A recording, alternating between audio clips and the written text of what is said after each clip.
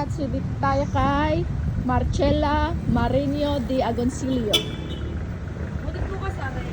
Ipinanganak sa Taal noong 24 ng Hunyo 1859. Nag-aral sa kolehiyo ng Santa Catalina, asawa ni Felipe Agoncillo, at siya ay niyang matapat na katulong sa kanyang mga gawaing makabayan. Ipinagbili ang kanyang mga hiyas upang magugol ng asawa sa misyon nito sa ibang bansa at sa kapakanan ng pagsasarili ng Pilipinas sa panahon ng kanilang pagkatapon sa Hong Kong. Ay tinahin niya ang unang bandilang Pilipino ng buong pagmamalaking winagayway ni General Aguinaldo sa Kawit noong 12 ng Hunyo 1898 sa pagpapahayag ng pagsasarili ng Pilipinas. Namatay sa Taal noong May 30, 1946. Pwede po pumasok? Siya, pwede daw pumasok. Pwede po pumasok. Pwede mag-video? Okay. Papasok tayo dito sa tahanan ni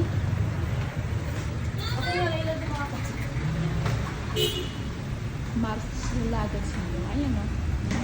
Bukas pala siya. Okay. Ayan, ito. Sige.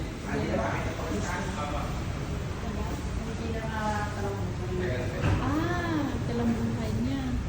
So, pwede pala. Ay, kaya lang is magbablog lalaman tayo ng hindi ko pala siya pinatagilid. Ito siya. Ayan. Yung nagtahi ng watawat ng Pilipinas. Ito yung kanyang apo, nag-uniform. Don't touch siya. Sino yung mga kasama niya? Ayan. Ang pagtatahi ng watawat ng Pilipinas. Ayan, si Marcela Agoncillo, Lorenza Agoncillo, and Delfina Herbosa Natividad. So sila. Habang nasa Hong Kong, inatasan ng Pangulong Emilio Aguinaldo, natahian ng watawat ng Pilipinas sa tulong ng anak na si Lorenza at ni Ginang Delfina Herbosa. Ito para si Lorenza, itong bata, anak niya. Tapos si Herbosa yung Natividad, pamangkin ni Jose Rizal. Natapos nilang watawat sa loob lamang ng 5 araw. Ilang oras lamang bago bumalik si Aguinaldo sa Pilipinas noong 17th May 1898. Unang ibinigay ayon na nga kanina, binasa na natin doon. Sa pwede tayong pumasok. Okay. Ito yung kanyang bastonera. Ayan na-preserve nila yung ay dito. Yan. Lalagay natin ito sa ating vlog ng ang ganda. Ito yung bahay talaga nila. Apo. Ito ay 1780. 1780. Ito talaga yung bahay nila. So ito ng mga Kastila. Paano? Spanish colonization. Yun o yung So ito yung mga move. Do not open. Okay, we don't open that. Ito yung kanyang pamilya. Ilan pa yung anak niya? 5. Sila ay teacher, walang mag-asawa. Lahat teacher, walang asawa. So walang nakapagmana. Wala po.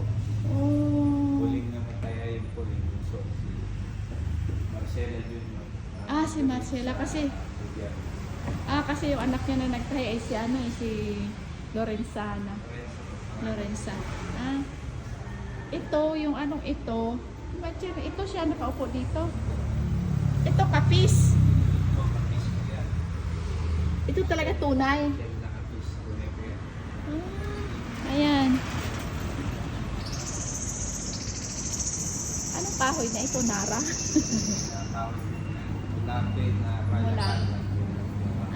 Mulabi at Nayakan. Ayan, may secret siya. Ano naman ginagawa dito? Ano na? pinapakita yung kahoy. Imagine mo nga naman yung kahoy, oh. Talagang sulit, ano. Yung ano talaga siya, oh. Kahit hindi ito kaya ng anay. Kahit pako nga naman. Anong ginamit nila dito sa pag-construct? Oo, pag pinako nga naman ito is talagang kilo-kilo. Oh, ang ganda. So, posibilidad na nandito nakahiga si Doña Marcela Agoncillo. Doña siya, di ba? Sa tinawag. Ayan o, yung mga footpless nila. Wow! Tapos yung makina niya siguro ng pagtay ng mga tawat. Ito ba? Ay, Hindi. paano yun? Mano, kamay na. Kamay. Oh. Tapos ito yung kanyang higaan. Ba, nagsusungka din siya. Ito yung master bedroom.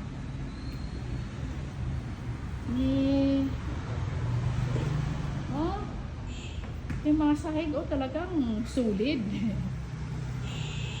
Yan yung kanyang master bedroom. Aba, yung lampara, na natin yung lampara, yan,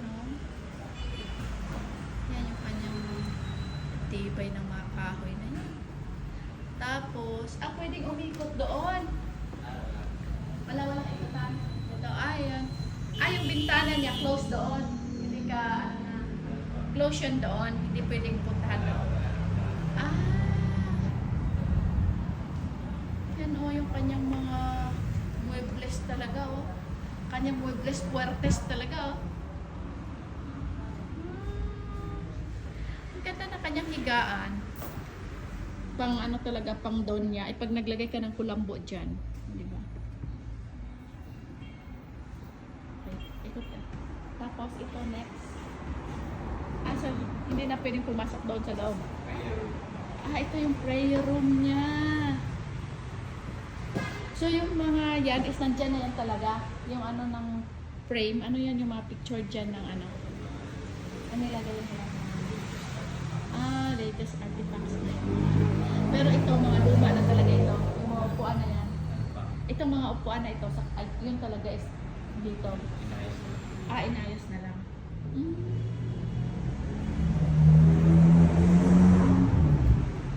Ayan siya. That's it. Tapos ito siya. Marcela. Kasi pag nasa kasi yan, pag binasa, lalo sa Italiano, Marcella. Si Marcella. Again. Wow. Ayan. Close na pala yung mga ito. Ano na ito? Ano na rin ito? Inayos na ito. So, may entrance magpasok dito? Wala.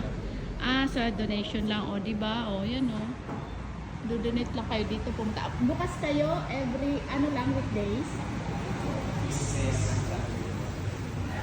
Tuesday hanggang Sunday, Monday kayo sarado. Okay.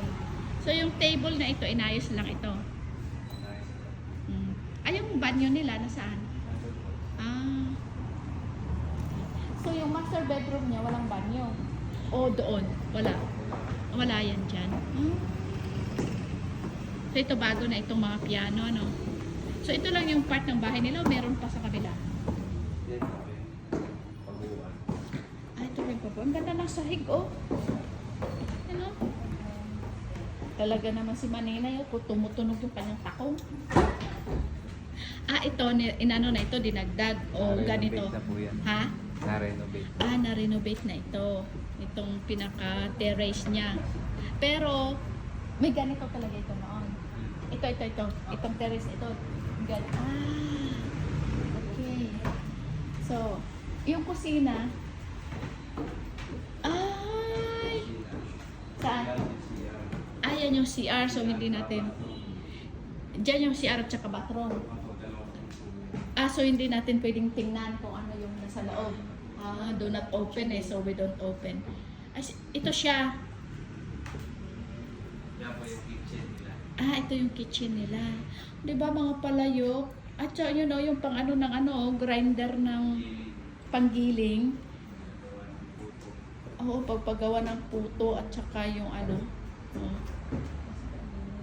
si Marcela ay at ang pagluluto. Ayan, pagluluto na. Matchman cooking. Nakilala si Marcela sa kanyang mahusay sa pagluto kapag may mga malalaking okasyon. Tinutulungan siya ng kasambahay habang nasa Hong Kong. Nagluto siya ng iba't ibang minatamis upang makadagdag ng kita sa pamilya. Dahil sa kanyang husay sa pagluluto, madalas siyang regaluhan ng kanyang mga kaibigan ng mga gamit pang kusina tuwing kaarawan niya. O, diba? Nag-excel kasi sila ito sa Hong Kong.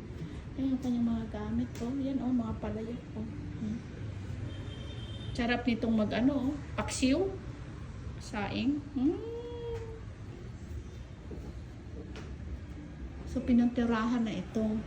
Ay, gusto ko sanang tingnan kung ano yung design ng kanyang banyo. Close. Ayan yung kanyang anak na ano. Si Marcelia sa pagtatahi. Okay. Ciao ragazzi. Ciao ragazzi. Pwede niya silipin yung dining area. Yung dining area. Sisilipin natin yung dining area. Okay.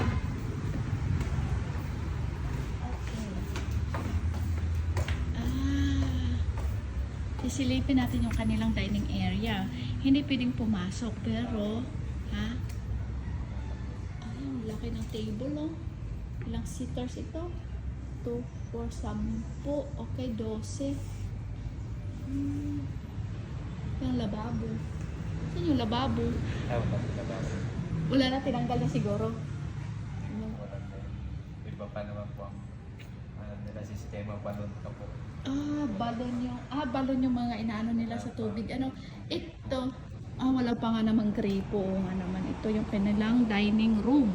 So, yung kusina nandun, tapos ito yung kanyang dining room, at saka dito siguro siya nag-ano ng garden. Oo, ng terrace. Tapos dito, dito sa likod na, ilog. Ilog na ito. Yan, ilog na. Dyan daw yung dating daungan ng galyon. So, malalim talaga yan. Opo, pwede. At saka maluwag po dati. At saka maluwag. Okay, hindi pa. Okay, kasi ngayon nga is polluted na ng mga punong-puno na ng mga tao. Dyan bumababa yung galyon. So, talaga parang big time si Marcela. So, ayan yung kanyang kusina. Exporter ng kape, yung lolo niya. Exporter ng kape. So, kaping barako. No, sa Batangas. Okay. So, ito dito. Yan, ang pangangaral. Basahin nyo na lang. Hindi naman yung ibasahin dyan. Si Sir, buhay sa Hong Kong. Yan, nung na-excel sila sa Hong Kong. Asawa ng makabayan. Si Agoncillo. Di ba may dito ang Agoncillo, Batangas? Buhay ni Marcela Marandi Agoncillo. Ito yung kanyang tree of family tree. Okay. Pwede mag-picture dito? Ay siya, mag-picture tayo.